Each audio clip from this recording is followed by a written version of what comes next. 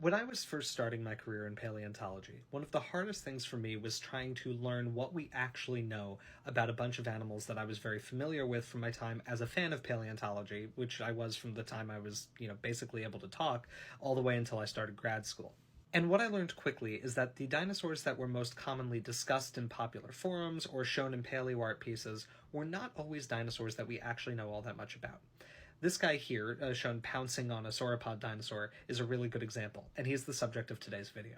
Welcome to 30 Days of Dinovember, where we're sharing 30 little-known dinosaurs with big stories. The subject of today's video is Gualicho, a theropod or meat-eating dinosaur that lived in Patagonia about 90 million years ago at the beginning of the late Cretaceous period. Now, the model behind me is so beautifully painted and so highly detailed that I probably would have assumed from seeing this that Gualicho is a dinosaur we know a whole lot about. But it turns out that Gualicho is actually one of the most mysterious, enigmatic theropod dinosaurs known to science right now. I'll show you why.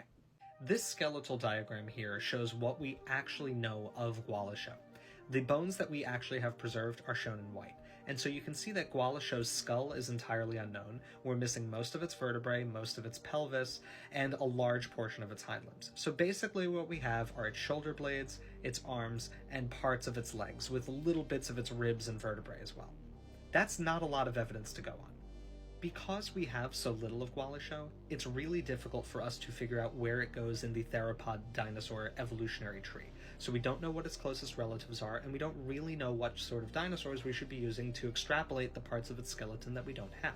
One super cool thing about Gualicho is that its hands are pretty well known, and its hands are very similar in some respects to the hands of tyrannosaurs, these dinosaurs that are characterized for having these really, really small forelimbs with only 2 fingers. From the shape of Gualicho's metacarpal bones, the bones that form the palm of your hand, we can see that it probably only had 2 functional fingers. The third metacarpal, what's labeled here as MC3, is really simple, really small, and doesn't have an articular surface at the end, so we know it didn't have a 3rd finger. You'll just have to take my word for this, but the bones of its fingers don't look very much like a tyrannosaur. So even though its hand is organized in a way that looks very much like a tyrannosaur, the actual anatomy of its hand is not very tyrannosaur-like. And that's just kind of the situation with Gualicho. Superficially, it looks like members of a bunch of other theropod groups, but the devil is in the details, and when we look closer, the details aren't really there to support it being a member of any of those groups. And so analyses have a really hard time placing it. It hops all over the evolutionary tree, and right now the only thing paleontologists really have to say about Gualicho is, what the hell is Gualicho? We don't know.